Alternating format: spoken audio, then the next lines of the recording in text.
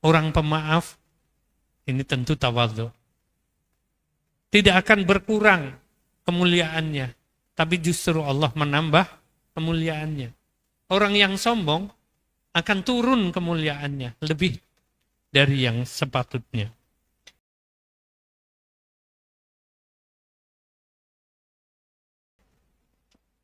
Assalamualaikum warahmatullahi wabarakatuh. Alhamdulillahirabbil alamin wa bihi nasta'inu ala umurid dunya waddin. Assalatu wassalamu ala asyrafil anbiya'i wal mursalin nabiyina Muhammadin wa ala alihi wa sahbihi wa man tabi'ahu ila yaumiddin. Ayuhal ihwah ittaqullaha haqqa tuqatih wa la tamutunna illa wa antum muslimun. Jamaah rahimakumullah, kita lanjutkan kembali kajian kita tentang kepribadian muslim bab tawadhu atau rendah hati ya. Ini berarti yang ketiga ya. Sudah 2 kali, ini yang ketiga. Yang lalu, kalau nggak salah tentang keutamaan tawadhu ya. Ada 10 macam keutamaan tawadhu. Kalau mau diperbanyak masih bisa lagi. Ini kok suaranya bisa dibesarkan dikit.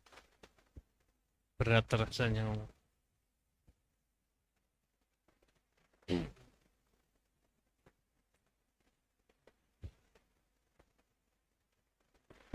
Udah.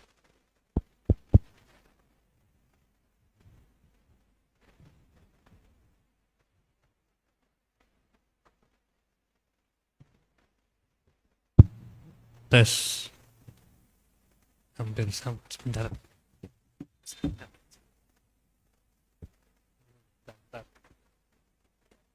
Mentok ini kasih gitu.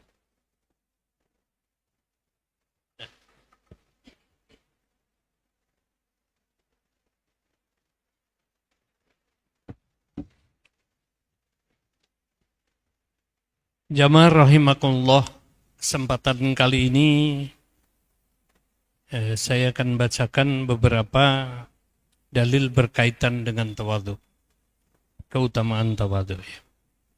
Ini yang pertama dalam Al-Quran, surat Al-Furqan, yang ayatnya cukup populer tentang sifat-sifat ibadur rahman, hamba Allah yang maha penyayang. Al-Furqan ayat 63. A'udzu billahi minasyaitonir rajim. Bismillahirrahmanirrahim. Wa ibadur rahmanil ladzina yamshuna 'alal ardi haunan wa idza khatabahumul jahiluna qalu salama. Dan hamba-hamba Allah yang dikasihinya ialah mereka yang berjalan di atas bumi dengan tenang. Dan jika diganggu oleh orang-orang bodoh, mereka hanya mengucap salam, selamat tinggal.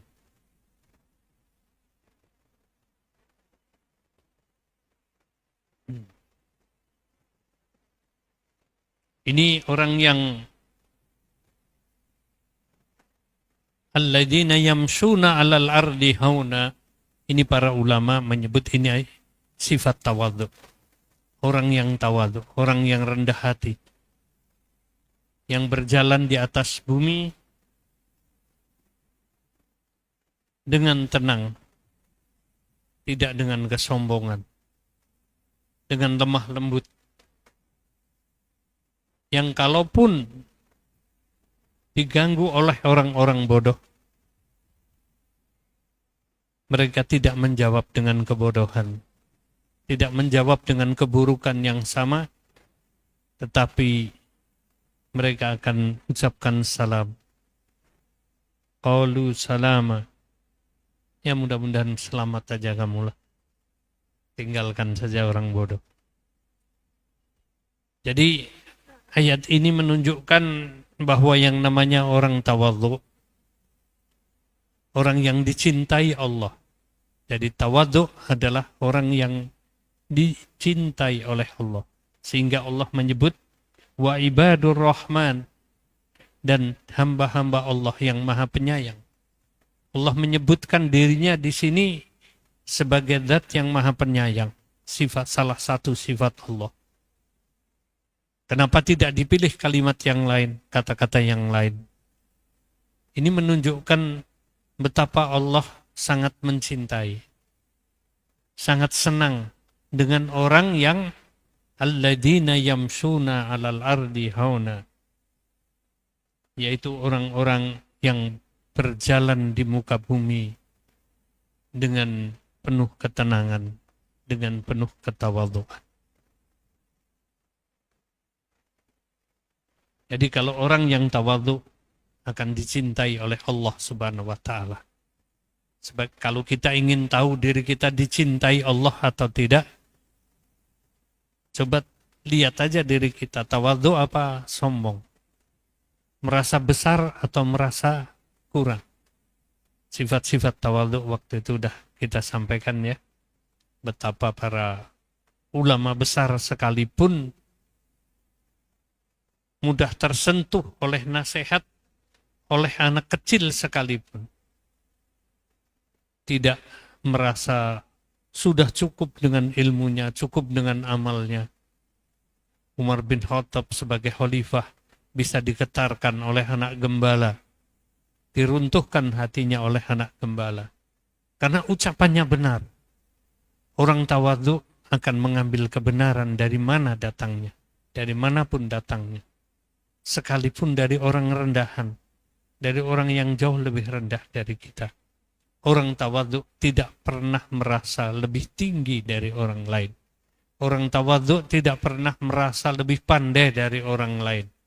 Orang tawadhu siap mengambil, mendapatkan kebaikan dan kebenaran dari manapun datangnya. Dia menghargai kebenaran itu sebagai kebaikan. Kebenaran itu sebagai kebenaran. Jadi datangnya dari manapun nggak ada gengsinya. Orang tawadhu tidak memelihara gengsi. Orang tawadhu adalah yang mencari kebaikan. Hidupnya mencari kebaikan. Mereka itulah ya patut, kalau mereka itulah jadi orang yang dicintai oleh Allah yang maha penyayang. Sehingga Allah menyebutkan dalam berhubungan dengan orang tawadhu, dirinya adalah hamba yang maha penyayang, bukan syadidul iqab. Padahal Allah juga syadidul iqab.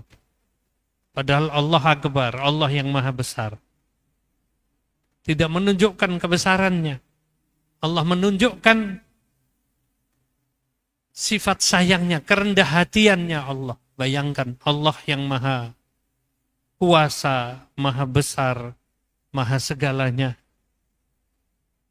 Itu merendahkan dirinya di hadapan orang yang tawadhu. Begitu menghormati, begitu mencintainya.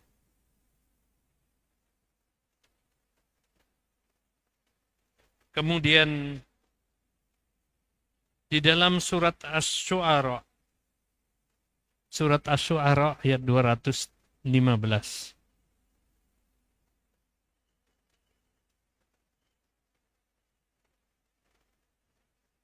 Allah berfirman, "A'udzubillahi minasyaitonirrajim. Wahfidh janahaka limanittaba'aka minal mu'minin."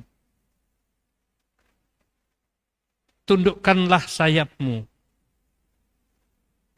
Rendahkanlah dirimu bagi orang-orang yang mengikutimu dari kaum muslimin. Wahfidh janahak limanittaba'aka minal mu'minin.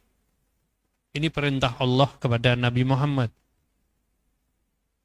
Tapi ini juga maknanya untuk kita semua kaum muslimin. Dalam bahasa Arab, wahfidh janahak, turunkanlah sayapmu.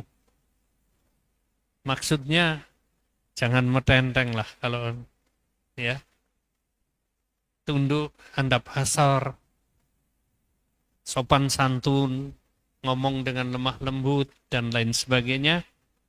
Ini sikap merendahkan hati. Intinya rendahkan hatimu berhadapan dengan orang-orang mukmin. Wa manit taba'aka minal mukminin. Limanit taba'aka minal mukminin.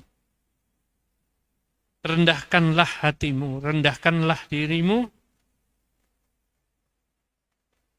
di hadapan orang-orang yang mengikutimu di antara kaum mukminin. Artinya di hadapan pengikutmu rendahkanlah dirimu. Bayangkan Allah yang memerintahkan kepada Nabi Muhammad. Apalagi kita. Kita nggak ada apa-apanya dibanding Nabi Muhammad, terlalu rendah. Nabi Muhammad yang begitu mulia masih diperintahkan oleh Allah. Diingatkan untuk bersikap tawadhu. Sikap rendah hati. Sopan santun, lemah lembut. Pokoknya sikap-sikap yang menunjukkan penghormatan kita kepada orang lain, penghargaan kita kepada orang lain, bukan minta dihargai.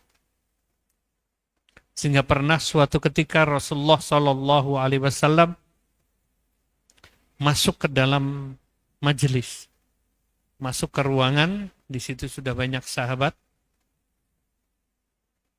Untuk menghormati beliau, kedatangan Rasulullah, para sahabat ini berdiri untuk menyambut beliau. Rasulullah memerintahkan para sahabat, duduklah kalian semua. Jangan hormati aku seperti pembesar orang Romawi. Zaman itu kan negara yang paling kuasa Romawi. Kalau mau datang pakai jubah kebesaran. Pakaiannya ngelangsrah ke tanah. Ya zaman itu pakaian kebesaran, ya memang besar benar. Sampai kepanjangan. Dan ini menunjukkan kesombongan, menunjukkan kebesaran untuk dianggap besar oleh orang lain. Dan untuk itu ya kalau menurut adat kita kayaknya patutlah, sangat patut kalau pembesar kita datang aja kita berdiri kok. Masa Nabi jauh di atas pembesar. Ya patut orang itu, para sahabat langsung berdiri, menghormati. Tanda menghormat, tanda merasa lebih rendah dari yang datang. Dan yang datang Nabi. Nabi sendiri memerintahkan agar sahabatnya jangan pada berdiri. Duduk aja di tempatnya. Bukan sahabat yang datangin beliau, beliau yang datangin keliling para sahabat. Masuk ke ruang, beliau akan dari sebelah kanan, siapapun yang di sebelah kanan. Aturan agama lebih diutamakan. Pernah suatu ketika Rasulullah duduk di satu majelis, kemudian disuguhkan minuman. Zaman itu minuman biasa ya, pakai kayak ceret. Minumannya pakai ceret, gelasnya satu, gantian begitu ya. Belum banyak gelas. Nah, begitu selesai pertama dituangkan kepada Rasulullah. Rasulullah minum. Kemudian di sebelah kiri Rasulullah Abu Bakar Siddiq. Di sebelah kanannya Ibnu Abbas. Ibnu Abbas usianya kurang lebih 9 atau 10 tahun waktu itu. Sementara Abu Bakar Siddiq hampir seperti Rasulullah. Beda 3 tahun atau 4 tahun lebih muda. Artinya ini orang tua terhormat, sahabat yang pertama masuk Islam, yang Rasulullah mengatakan seandainya iman seluruh kaum muslimin ditimbang di satu sisi, dan iman Abu Bakar Siddiq seorang ditimbang di sisi yang lain, niscaya iman Abu Bakar Siddiq lebih berat dibanding seluruh iman kaum muslimin dikumpulkan jadi satu. Dia memang orang patut dihormati sekali terhormat. Dan Rasulullah tahu sehabis beliau kalau akan menyuguhkan sesuatu mulai dari kanan dulu. Salaman juga mulai dari kanan dulu. Yang di kanan anak-anak, yang di kiri sahabat yang mulia. Rasulullah mohon izin kepada Ibnu Abbas. Wahai anakku, bolehkah aku kelilingkan ini ke kiri dulu? Bukan ke kamu. Minta izin kepada Ibnu Abbas. Ibnu Abbas, apa jawab Ibnu Abbas? Jangan, seperti seharusnya saja. Tetap berkeliling ke kanan, urutannya kanan dulu. Dan kemudian Rasulullah memberikan ke sebelah kanan. Selesai itu, jadi Abu Bakar jadi yang paling akhir kan. Ini gelas dan minumannya kelilingnya ke kanan.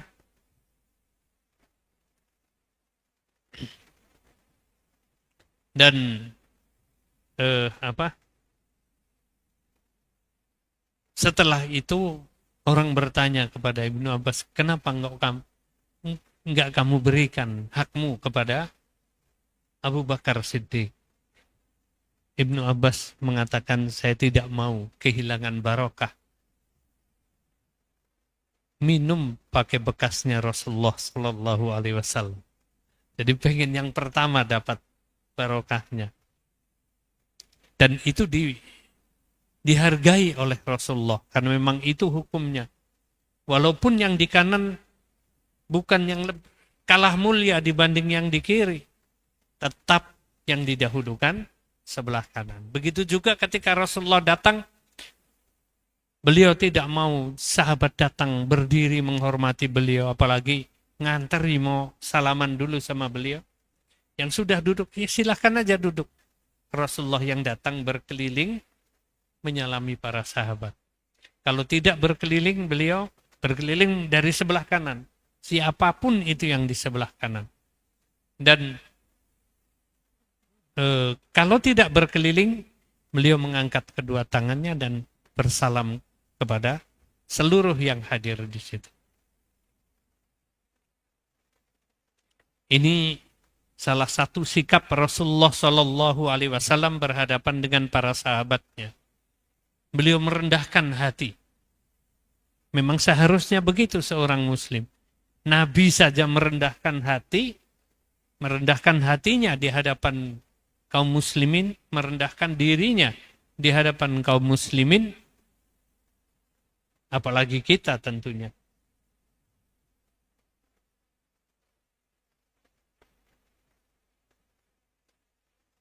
Kemudian di dalam surat Al-Maidah ayat 54. Tadi Asy-Syu'ara ayat 215, sekarang Al-Maidah surat 5 ayat 54. Bagian belakang. Adillatin 'alal mu'minina, a'izzatin 'alal kafirin.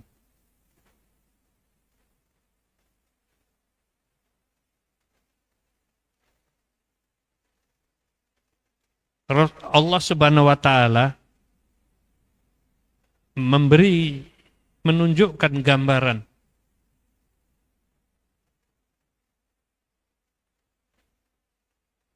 bagaimana sifat-sifat kaum muslimin.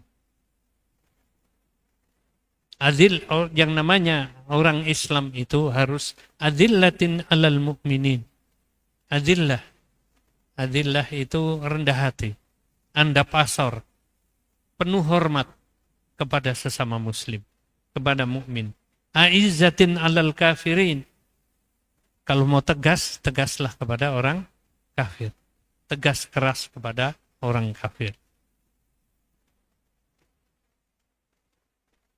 Digambarkan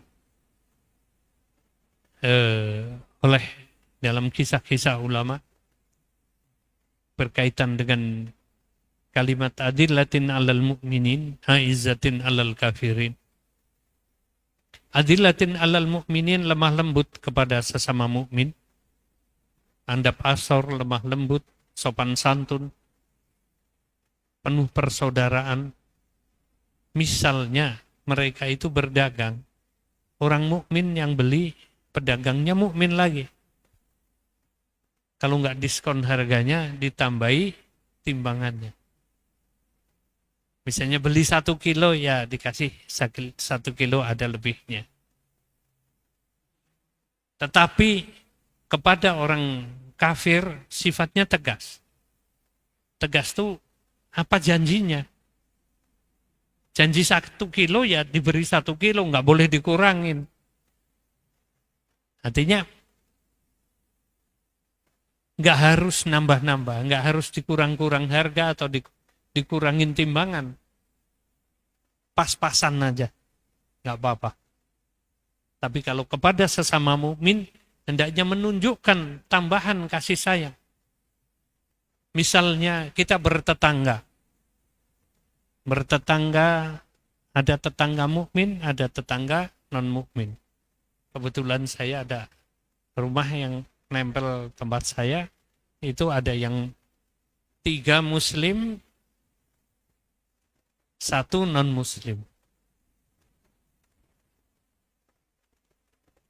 Kepada yang muslim, kepada non-muslim, kita harus sampaikan hak tetangga. Kita tetap harus hormati dia sebagai tetangga, dan kita perlakukan mereka sesuai dengan tuntunan agama. Ada hak-hak tetangga di dalam Islam. Yang namanya hak tetangga, kalau kita masak, baunya sampai ke sana, ya rasanya sampai ke sana. Tidak boleh menghalangi udara yang masuk ke rumah tetangga. Kalau mau apa-apa, izin dulu sama tetangga. Kita mau betulin rumah, ganggu, suaranya ganggu ke tetangga, ya minta izin ke tetangga. Rembukan bagusnya bagaimana, ya, dan lain sebagainya. Seperti itu. Artinya kewajiban kita kepada tetangga tidak boleh kita kurangi. Tapi pas-pasan begitu cukup kalau tetangga kita kafir. Kalau tetangga kita muslim, hendaknya lebih dari sekedar sesuai ketentuan. Ketentuan dijalankan, ditambahi dengan yang lebih baik lagi. Misalnya dandan rumah kita, kalau perlu kita tawarin tetangga kita, sama-sama dandan talang. Ini saya mau betulin talang, barangkali ganggu tempat jenengan. Itu saya lihat tempat jenengan kurang bagus, saya sambung sekalian ya. Nah itu tangga muslim. Artinya kalau tangga kafir kita pamit saja sudah cukup. Memang harusnya kita begitu. Tapi kepada sama muslim kalau perlu ditambahin. Tempat jenengan mau saya betulin sekalian apa? Tukangnya juga tempat saya paling kerja setengah hari. Yang setengah hari biar buat jenengan. Itu aizzatin alal mu'minin, adillatin alal mu'minin, aizzatin alal kafirin. Kebaikan kita kepada kaum muslimin hendaknya lebih dari yang seharusnya. Timbui, ditambahin. Tapi kepada kafir, ya pas-pasan juga nggak apa-apa. Ya.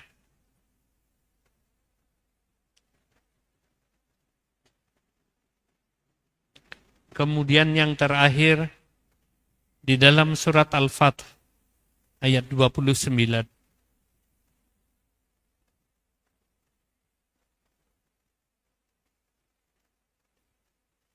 Muhammadur Rasulullah walladzina ma'ahu asyidda'u 'alal kuffari ruhama'u bainahum. Muhammad adalah Rasulullah dan orang-orang yang mengikutinya keras tegas menghadapi orang kafir, kasih sayang di antara mereka. Ini keterangannya kurang lebih sama dengan yang surat Al-Maidah ayat 54. Adillatin 'alal mu'minin, a'izzatin 'alal kafirin. Yang di sini asyidda'u 'alal kufar, ruhama'u bainahum.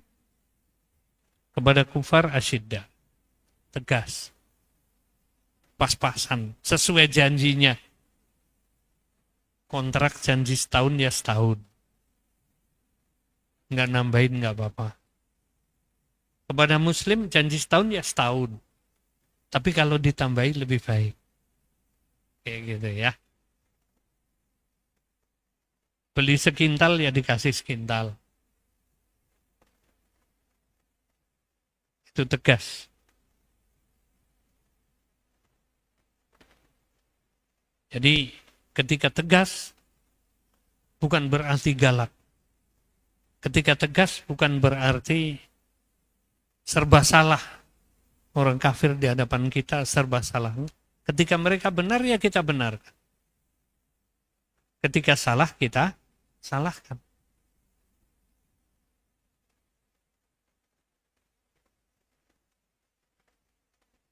Tetapi kepada sesama muslim hendaknya kasih sayang. Tunjukkan kasih sayang. Karena mereka adalah pertama, kalau tetangga ya pertama mereka tetangga. Hak tetangga kita tunaikan. Yang kedua hak sesama muslim. Hakul muslim alal muslim situn. Hak orang muslim terhadap muslim yang lain ada 6.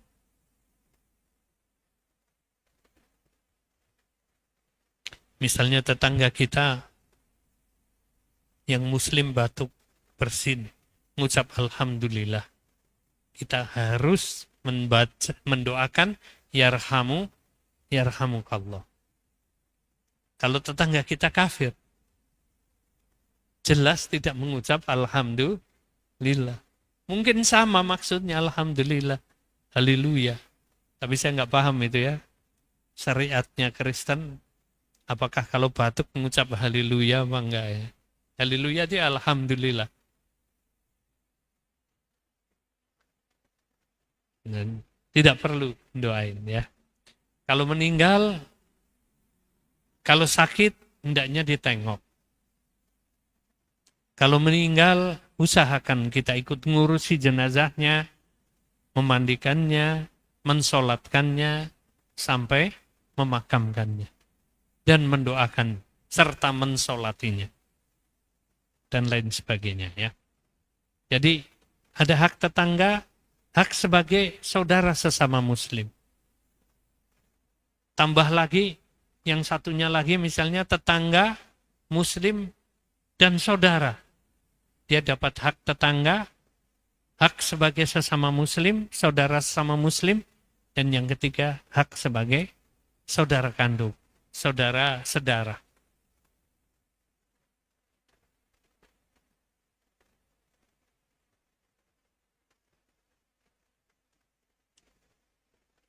Jadi di sini ditunjukkan betapa Nabi Muhammad dan pengikut-pengikutnya. Nabi Muhammad sendiri disuruh merendahkan hatinya, merendahkan dirinya di hadapan kaum muslimin.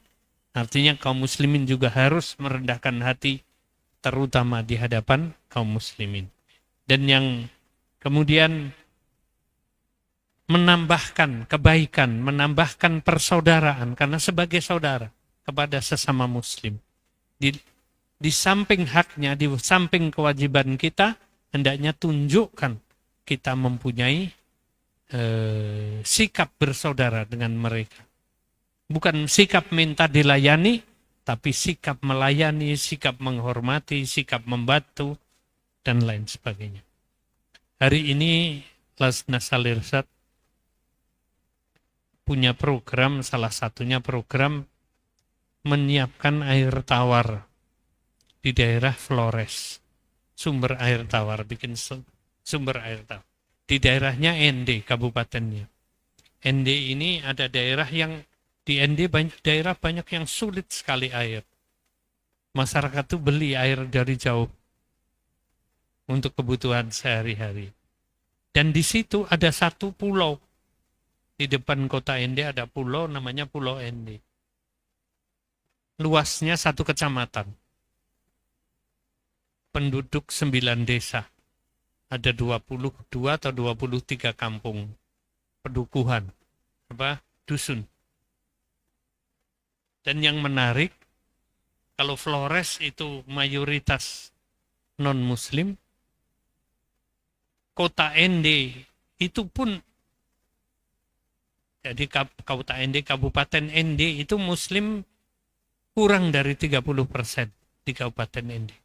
Tetapi di Pulau ND, muslim 100%. Dan ini pulau yang paling kesulitan air bersih, air tawar. Hampir seluruh desa airnya asin. Nah, kita tertantang untuk membantu mereka dan menjadi lebih semangat lagi ketika mendapati Pulau ND ini 100% muslim. Muncul rasa persaudaraan yang lebih dibanding yang lain. Semuanya muslim. Tidak satu pun non-muslim. Tidak ada satu keluarga pun non-muslim di Pulau ND. Dan ini udah ratusan tahun seperti itu. Padahal dulunya pernah habis muslim di situ. Zaman dijajah Portugis, tahun 1600-an, itu penduduknya dijadikan Katolik semua. Kemudian tahun 1690-an diserbu oleh kerajaan Goa dari Sulawesi. Orang-orang Bugis, ya. Orang Bone, ya Goa, daerah Goa. Bahasanya Bugis kayaknya, bangsa Bugis. Diserbu oleh Bugis, dikalahkanlah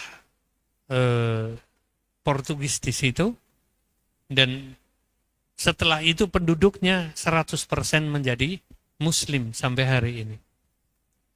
Ya karena ini daerah yang 100% muslim, tentu akhirnya rasa persaudaraan kita harus lebih tinggi. Ya kita dahulukan ini. Secara objektif lebih memerlukan dibanding yang di darat.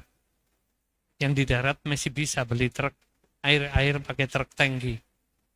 Rata-rata penduduk itu beli air tawar, truk tangki. Dan ada pesantren yang tiap hari juga beli. Ledeng tidak sampai ke situ karena tempatnya agak jauh dari pusat kota, di pebukitan yang kering memang. Akhirnya dari 24 rencana sumur yang kita bangun di sana, 17 kita alokasikan di Pulau ND. Laznas mengalokasikan di Pulau ND. Alhamdulillah hari ini semua sumur yang sudah berhasil dibor, kalau tidak ada airnya, ya airnya tawar. Ya memang dengan banyak kesulitan. Pertama dibor, muncul air asin. Ya karena kita ingin nolong saudara, ya berusaha sekuat tenaga cari konsultan dari mana saja agar bisa menutup sumber air asinnya itu gimana. Sehingga yang tersisa air tawar. Air tawarnya sedikit keluarnya. Bagaimana cara membesarkan? Alhamdulillah dapat juga teknik membesarkan sumber air di dalam sumur. Ada caranya. Dengan obat-obat kimia tertentu, dengan perlakuan tertentu juga. Nah, ini menunjukkan bahwa persaudaraan kita kepada sama muslim tentu lebih tinggi dibanding persaudaraan kita dengan yang lain. Persaudaraan sekampung, persaudaraan senegara, persaudaraan sesama muslim. Ya alhamdulillah akhirnya berjalanlah proyek itu. Sekarang masih di sana. Tim dari Lasnas masih di sana udah 2 bulan lebih. Berapa hari ini? 10 hari. Tadinya diperkirakan 2 bulan selesai, ternyata sulit. Jadi mungkin sampai 3 bulan lebih, insya Allah. Ini sudah masuk waktu Isya, silahkan.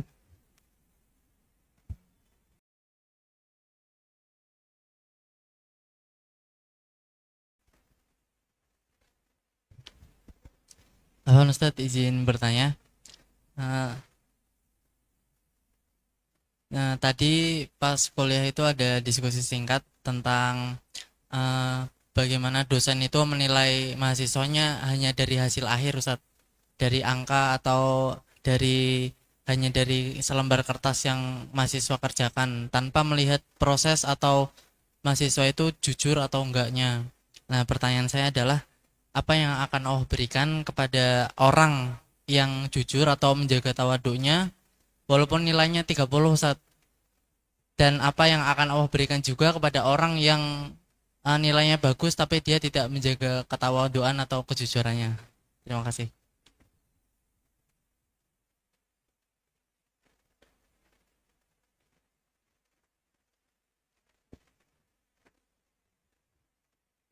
Oke ya. Yang jujur nilainya rendah. Yang nyontek nilainya tinggi kayak gitu. Dosen tidak melihat jujur apa enggak kayak gitu. Ya memang dosen akan menilai apa yang dia lihat dari hasil pekerjaannya. Nggak lihat di belakangnya, kecuali kalau ketahuan ya. Kalau nyontek ketahuan kan langsung coret. Tapi kalau nggak ketahuan ya memang begitulah nilai. Wajar lah ya. Ya, kemudian yang jujur kok nilainya rendah. Ya jujur tapi bodoh gimana sih? Artinya objektif nilainya ya gitu aja. Mungkin ini urusan apa namanya? Urusan profesi ya, profesional. Yang bagus itu yang jujur tapi pinter. Saya senang lihat laporan hampir tiap tahun ini ada teman-teman kita dari PESMA atau PESMI yang IPK-nya 4 atau hampir 4. Saya yakinlah kalau PESMA PESMI nggak nyontek. Ya, seharusnya kayak gitu lah. Seorang muslim ya prestasi tinggi, akhlaknya juga tinggi. Jangan akhlak tinggi, prestasi enggak. Kalau harus milih antara prestasi dengan akhlak, tentu kita akan pilih akhlak. Tapi akan lebih utama akhlak tinggi, prestasi juga tinggi.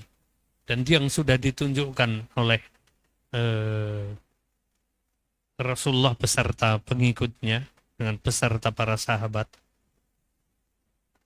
Jadi akhlaknya tinggi, jujur. Abdurrahman bin Auf misalnya sebagai pedagang, beliau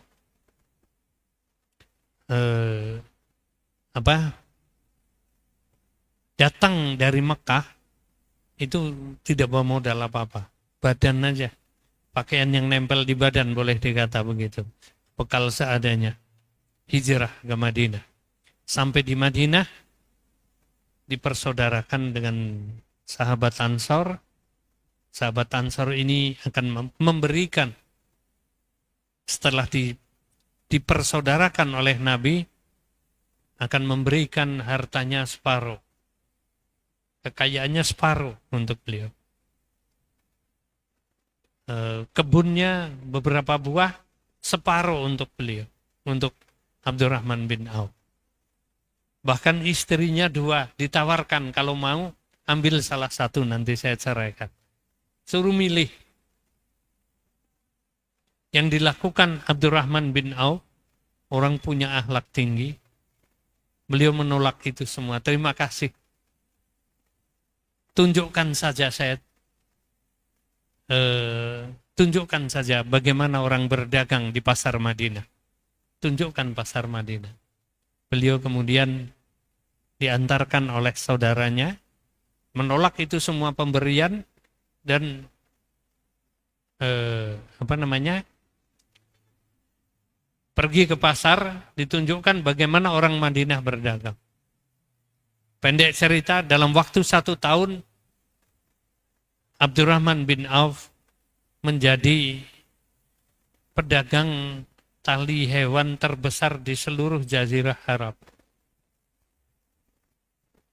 Beliau nggak pakai modal, nggak punya modal. Pertama datang ke pasar, beliau hanya bisa jadi maklar binatang, maklar apa? Maklar hewan. Ketika maklar hewan biasa numpang harga kayak di sini, pasar kan ya, yang jual nggak boleh, petaninya nggak boleh jual sendiri, harus lewat maklar, lewat belantik apa-apa kalau di sini.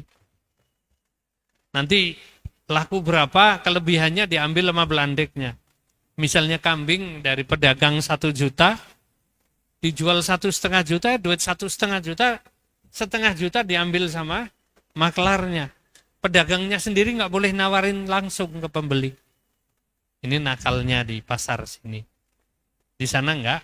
Mungkin dulu ada yang begitu.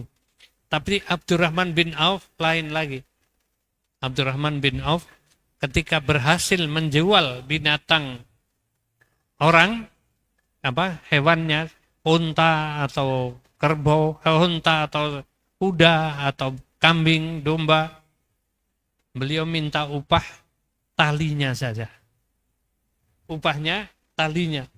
Artinya paling murah. Hanya banyak orang mau beli maupun jual lewat Abdurrahman bin Auf. Akibatnya mungkin orang lain sehari jual 1-2 ekor kambing, Abdurrahman bin Auf ratusan kambing. Sebentar aja udah jadi juragan tali kambing, tali onta. Dalam waktu 1 tahun beliau tidak menerima istri limpahan, beliau bisa menikah dengan mas kawin beberapa kepik emas murni. Artinya nilainya miliaran lah hari ini. Jadi mas kawinnya itu banyak, bukan salah-salah. Ini menunjukkan akhlaknya tinggi, ilmunya juga tinggi. Itulah orang Islam. Zaid bin Harithah, sahabat Nabi, yang di akhir masa Madinah, beliau penulis Nabi, pernah mau diutus kepada mengantar surat kepada pimpinan-pimpinan suku bangsa di luar Jazirah Arab. Beliau mau akan disuruh ke arah Syam bagian utara. Itu bahasanya bahasa Suryani, bahasanya Nabi Isa, bahasa Injil zaman dulu, bagian dari bahasa rumpun bahasa Ibrani, bahasa Suryani. Surya kan bangsanya Surya, bahasanya Suryani. Beliau disuruh oleh Nabi belajar dulu. Jangan sampai malu-maluin utusan Nabi, nggak bisa bahasa orang yang didatangin, bangsa yang didatangin. Diriwayatkan beliau belajar bahasa Suryani kurang dari 1 bulan. Hanya 2 atau 3 pekan. Sudah bisa bahasanya dan sudah bisa, artinya lisan maupun tulisan. Bayangkan belajar bahasa, para sahabat itu rata-rata kurang dari 1 bulan bahasa asing. Enggak bahasa India, bahasa Urdu, bahasa Asia Tengah, bahasa Romawi, bahasa di Afrika. Utusan Nabi yang dikirim ke sana bahasa Persia. Semua bisa bahasa setempat. Tulisan maupun lisan. Dan semua dengan cepat dikuasai. Artinya apa? Para sahabat ini bukan hanya tinggi akhlaknya, tapi juga tinggi keahliannya, tinggi ilmunya.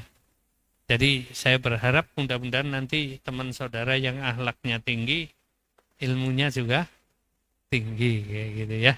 Idealnya kan gitu. Kalau dosen nggak ada salahnya, dia melihat apa namanya, Yang tampil aja di situ, yang dia terima. Surat apa? Kertas jawaban ya. Kertas atau pakai email nggak tahu. Tapi jawaban. Jadi seperti itu ya. Jadi nggak ada hubungan. Jadi tawaduknya tetap dong, jaga diri, terutama akhlaknya. Umpama pun nanti jadi orang pandai, jangan sombong. Imam Syafi'i itu aktif dalam 23 bahasa. Dan artinya bisa 23 bahasa. Kalau kita di sini sekarang rata-rata 4 bahasa ya. Bahasa apa? Bahasa Jawa ngupo, bahasa Jawa kromo, bahasa Jawa kromo inggil, bahasa Indonesia. Udah ya, 4 bahasa. Lumayan loh 4. Sedikit, kalau saya Sunda bisa insya Allah. Madura sedikit bisa. Tambah bahasa Indonesia udah berapa itu? Ya Sunda kasar bisa, halus bisa. Jadi kita sebagai, kalau orang Jawa paling tidak udah 3 kan ya bahasa. 4 lah kalau di sini. 4 bahasa. Bangsa Indonesia rata-rata 2 bahasa. Bahasa daerah dan bahasa Indonesia.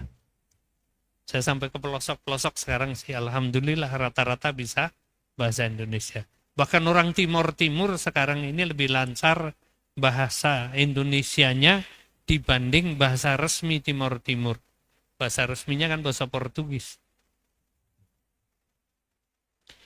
Oke, cukup ya. Saya bacakan ini untuk penutup saja. Ada 2 hadis atau 3 hadis lagi ya. Berkaitan dengan ketawaduan.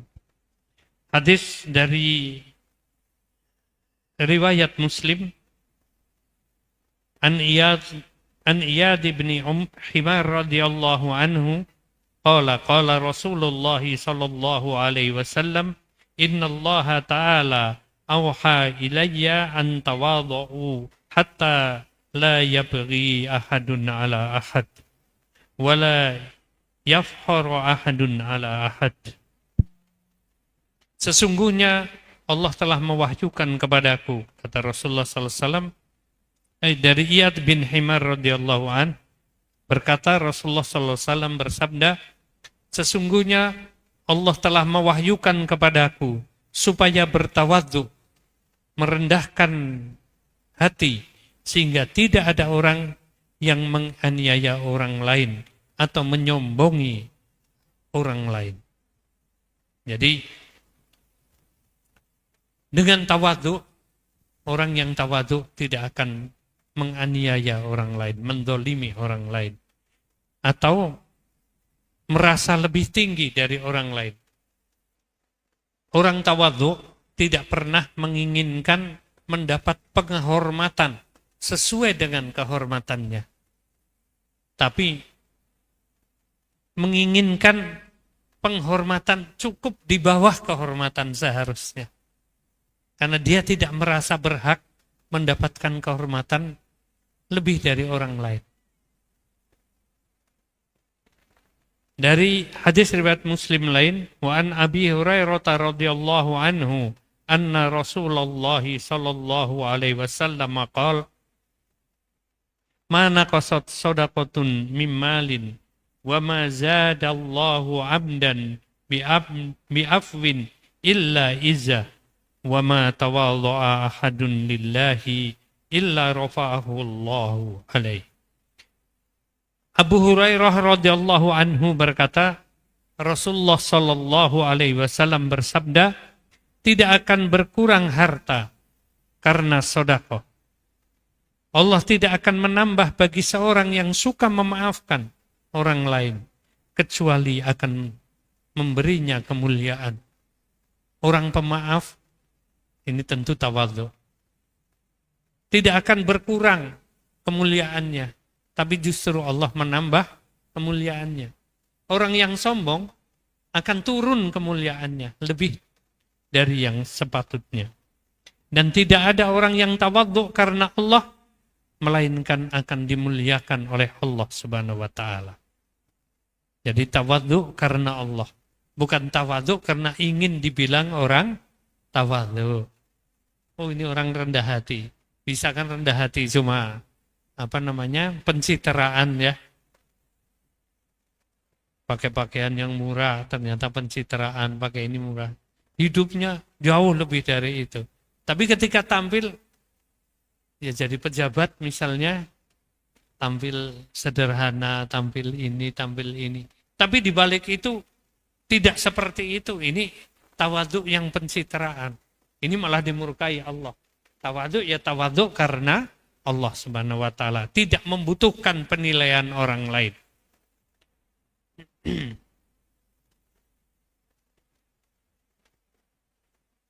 Di dalam hadis At-Tabrani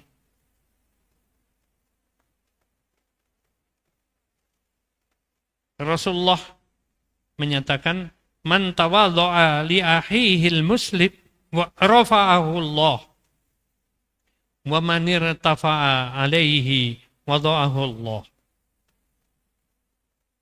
Siapa yang merendahkan dirinya kepada sesama muslim, Allah akan memuliakannya atau menaikkan derajatnya. Dan siapa yang menyombongkan dirinya, Allah akan merendahkannya. 3 hadis berkaitan dengan tawadhu. Insya Allah ini penutup serial tawadhu.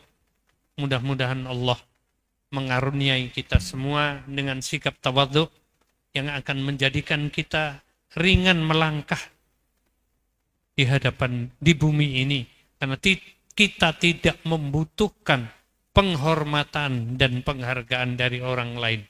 Kita mengharapkan hanya penghormatan dan penghargaan yang murni datang dari Allah Subhanahu wa taala. Kita berbuat sebaik-baiknya karena Allah. Kita meninggalkan segala yang buruk hanya karena Allah Subhanahu wa taala. Kita tidak mengharapkan penilaian orang, kita mengharapkan hanya penilaian Allah Subhanahu wa taala. Kita tidak ingin dianggap lebih dari orang lain, kita ingin bisa beramal sebanyak-banyaknya lebih dari orang lain. Aqulu qouli hadza wa astaghfirullah li wa lakum. Wassalamu alaikum warahmatullahi wabarakatuh.